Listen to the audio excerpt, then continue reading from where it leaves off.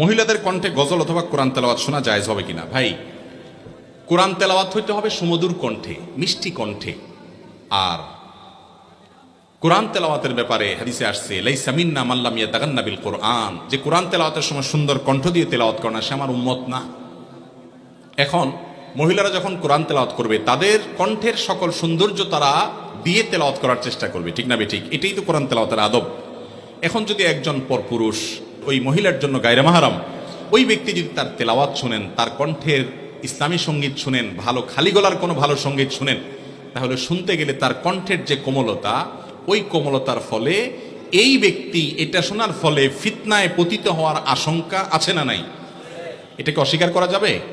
কিন্তু আজকাল এটাকে অস্বীকার করার মানুষও আছে, বলে না না আমাদের কোনো অসুবিধা হয় না। এই লোকগুলো হয় অসুস্থ না মিথ্যাবাদী। মনে রাখবেন, আল্লাহ তাআলা সৃষ্টি করেছেন যেভাবে, নেচারটা যেভাবে করে দিয়েছেন, এর ব্যতিক্রম হয় না।